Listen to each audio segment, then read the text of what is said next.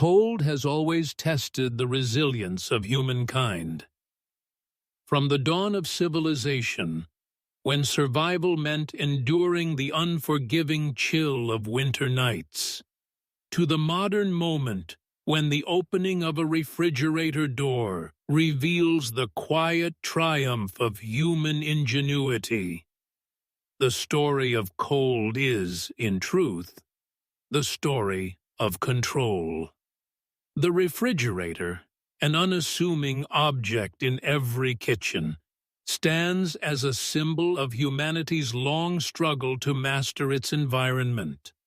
Behind its steady hum lies a history of discovery, ambition, and moral reckoning. The journey begins not with machines or electricity, but with the earth itself, with ice, snow, and the ingenious minds that learned to preserve them. The Age of Ice. Nature as the first refrigerator. Before invention, there was observation. Early humans noticed that food lasted longer when buried in snow or stored in the cool shade of a cave. Nature, long before science, was already a perfect laboratory for preservation. In the valleys of ancient Mesopotamia and the highlands of China, early societies collected snow and ice from mountains and stored them underground. The goal was simple: survival. In summer months, this preserved ice became a source of luxury, a relief from the scorching sun. The Persians, however, transformed survival into architecture. Their yakhchuls, great domed ice houses built of heat-resistant clay and plaster, could preserve winter's ice deep into the desert summer. Ingeniously ventilated, partially subterranean, and reflective of sunlight, these structures kept the inner chambers cool by natural convection. What began as a necessity became a sophisticated art of climate control. Meanwhile, in Rome, ice became a symbol of refinement. The wealthy elite imported snow from distant mountains, packing it into pits and covering it with straw. To sip wine cooled by alpine ice was an experience reserved for emperors, a performance of status as much as of taste. By the medieval period, the practice of storing perishables in cellars spread across Europe. Deep stone vaults beneath monasteries and castles maintained steady temperatures year-round. These spaces were the forerunners of today's cold rooms, preserving meat, cheese, and wine. Nature's chill, once accidental, was now deliberately harnessed. But it was in the 19th century that humanity turned ice into commerce. Across the frozen lakes of New England, laborers cut massive blocks of ice each winter, packed them in sawdust, and shipped them across oceans to India, Brazil, and the Caribbean. Cold became a global trade. For the first time, a fisherman in Norway could send his catch to Havana, and a family in Calcutta could enjoy ice in summer. Yet, dependence on nature meant dependence on chance. A warm winter, a broken shipment, a delayed transport, and the supply melted away. Humanity had reached the limits of what nature alone could provide. The next step would not come from snow, but from science. The mechanical dream, inventing artificial cold. The Industrial Revolution awakened a new vision, not to find cold, but to create it. In 1756, Scottish chemist William Cullen made a remarkable discovery. When certain liquids evaporate, they absorb heat from their surroundings. In his small laboratory, he demonstrated that evaporation could produce ice artificially. The experiment was primitive, but it held within it the seed of modern refrigeration. The first true refrigerator was built in 1834 by Jacob Perkins, an American inventor who designed a closed-cycle vapor compression system. Using ether as the refrigerant, Perkins managed to circulate vapor, condense it, and evaporate it repeatedly, a cycle that absorbed heat and created continuous cooling. It was inefficient and noisy, but conceptually revolutionary. In 1876, Carl von Linde, a German engineer, improved on this design by introducing ammonia as a refrigerant and building compact, reliable systems for breweries and meatpacking plants. His invention allowed beer to be brewed year-round and meat to be transported safely across continents. The era of mechanical refrigeration had begun. Yet these early systems were massive, dangerous, and accessible only to industry. Domestic life remained untouched, still ruled by the melting block of ice in the kitchen icebox. The promise of personal refrigeration was close, but not yet within reach. The domestic revolution. Cold enters the home. The 20th century opened with a quiet promise. Electricity would transform daily life. Among the first dreams was a household refrigerator, compact, safe, and dependable. In 1913, Fred W. Wolfe designed one of the earliest domestic refrigerators, attaching a small cooling unit to an icebox cabinet. It was crude and costly, but it marked the beginning of an idea. By the 1920s, several companies, General Electric among them, had refined the concept. Then came the breakthrough, the monitor top, introduced by General Electric in 1927. Resembling a futuristic drum perched atop a cabinet, it became the first widely successful home refrigerator. It was efficient, electrically powered, and promised a kind of domestic independence that previous generations could scarcely imagine. But hidden danger lurked within. Early refrigerators used gases like ammonia, methyl chloride, and sulfur dioxide, all highly toxic. Leaks could be fatal. The need for a safer refrigerant was urgent. In 1930, scientists at DuPont introduced Freon, a chlorofluorocarbon gas that was odorless, non-flammable, and seemingly harmless. Freon made refrigeration safe and accessible. Sales soared. By the end of the Second World War, refrigerators were no longer luxury items. They were household essentials. This new convenience reshaped the rhythms of life. Families could shop weekly instead of daily. Leftovers could be stored, not wasted. Food scarcity, once a constant anxiety, began to fade from urban memory.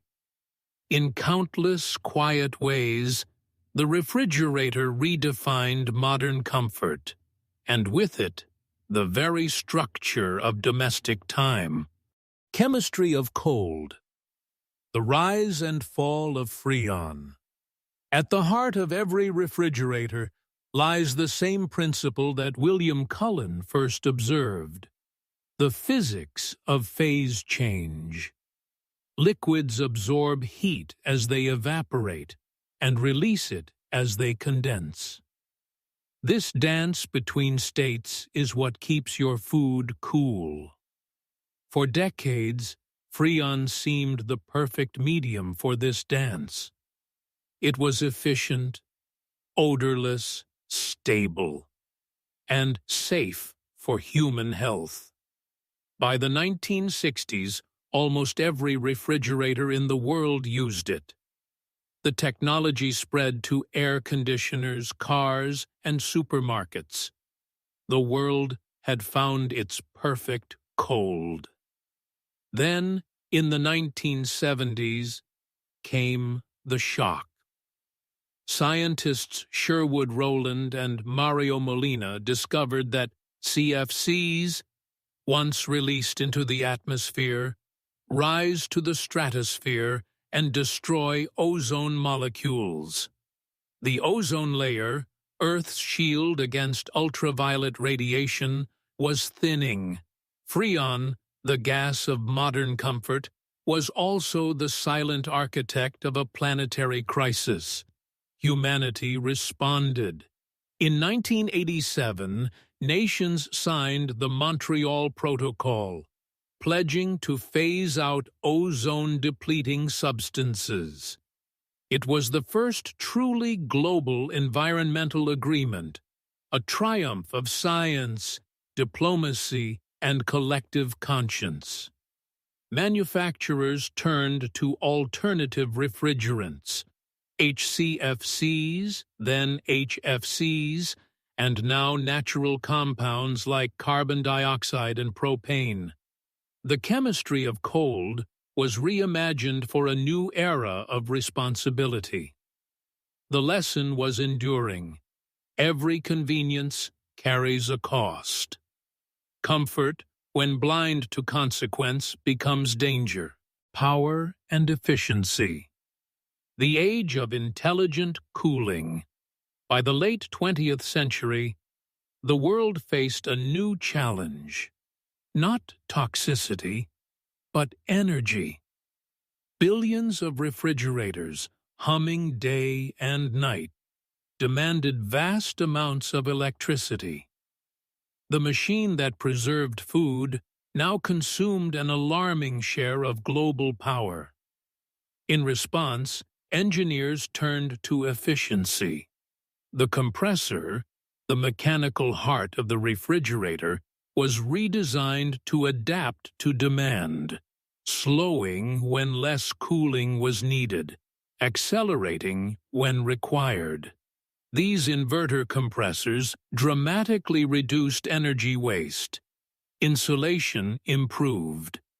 Temperature sensors became digital, and microprocessors began optimizing every cycle. Governments introduced energy labels, A+, A++, transforming efficiency into a measure of consumer pride. Modern refrigerators are no longer passive machines. They learn, they communicate. Some connect to Wi-Fi, display recipes, or track the freshness of stored foods. Others regulate humidity to preserve texture and nutrients.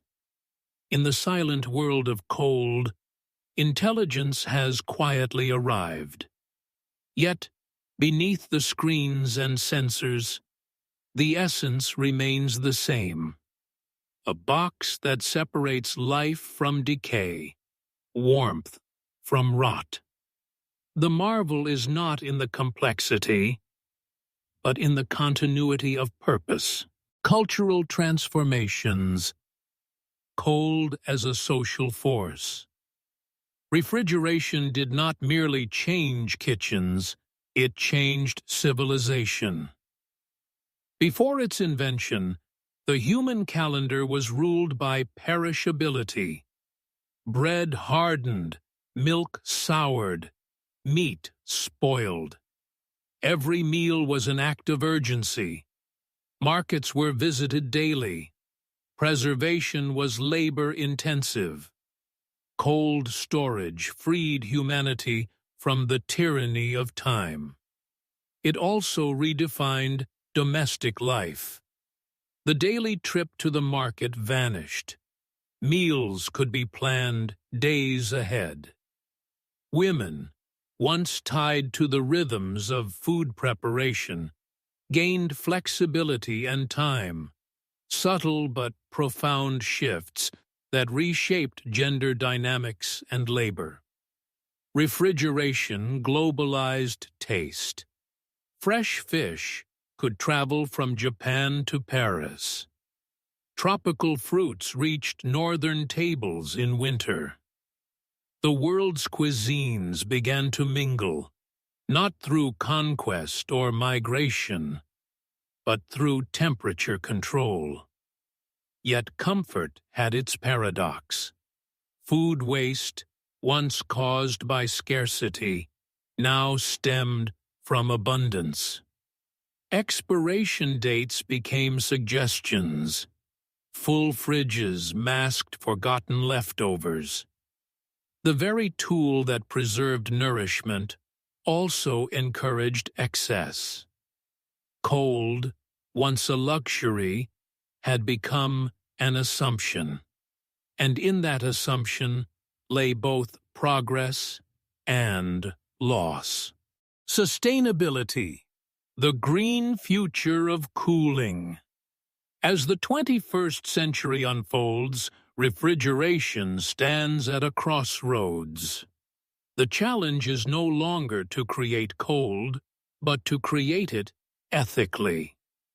New generation refrigerators use natural refrigerants with negligible global warming potential: carbon dioxide, ammonia, and propane.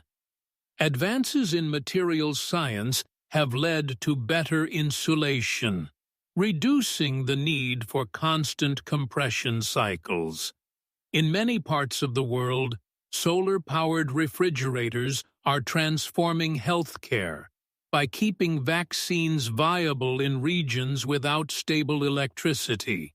The refrigerator has returned to its oldest role, preserving life itself. Artificial intelligence now manages temperature dynamically, predicting maintenance needs and minimizing waste. Some models analyze what's inside and suggest recipes to prevent spoilage. The machine that once symbolized consumption is learning to promote sustainability. Manufacturers are also rethinking production, designing appliances for repairability, recycling, and longevity. The future refrigerator will not end in a landfill. It will re-enter the cycle of creation. Cold, once conquered, is now being made conscious. Beyond utility, the refrigerator, as a cultural artifact, stepped back from its function, and the refrigerator reveals itself as more than machinery. It is an archive, a mirror of culture and identity. Open its door, and you see not just food, but history. Local tastes, global trade, and personal rituals of comfort. In anthropological terms, the refrigerator is a domestic museum. Inside it lie the choices of an age: prepackaged efficiency, organic aspiration, or the traces of cultural heritage. The foods within map the intersection of technology, economy, and desire. Even silence speaks.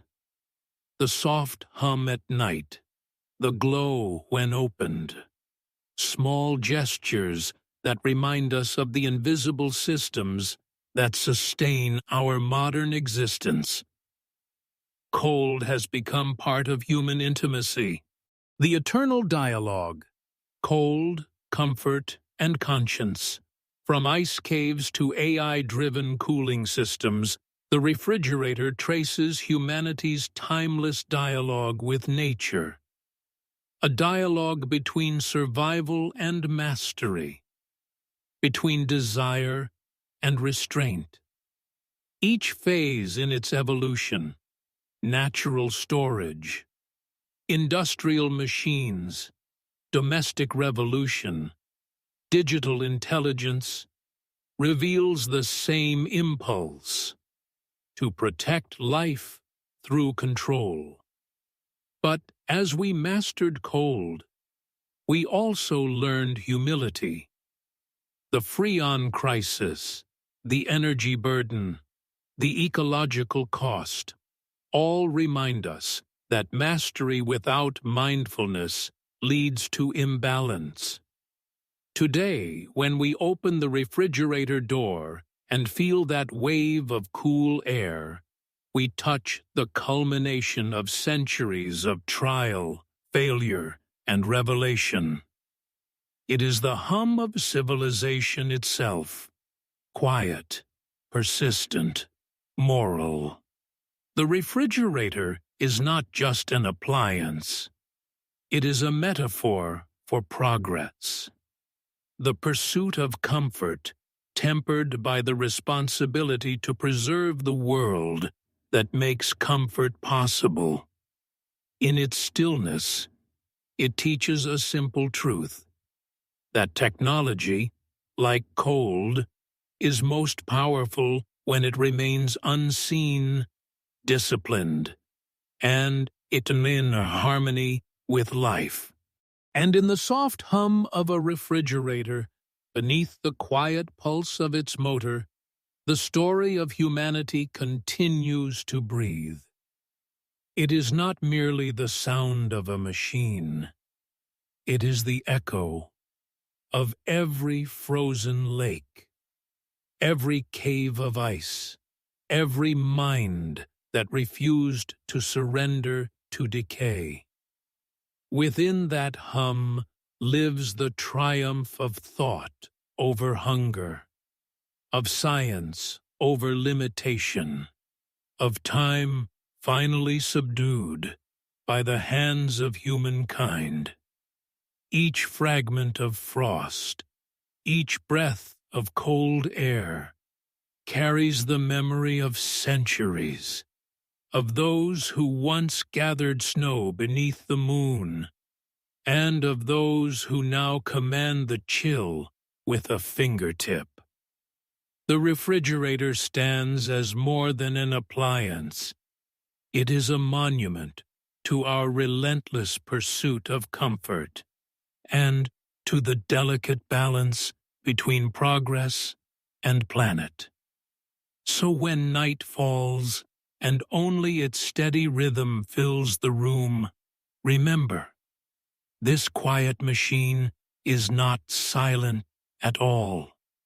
It is whispering the oldest truth of our kind, that survival was never enough.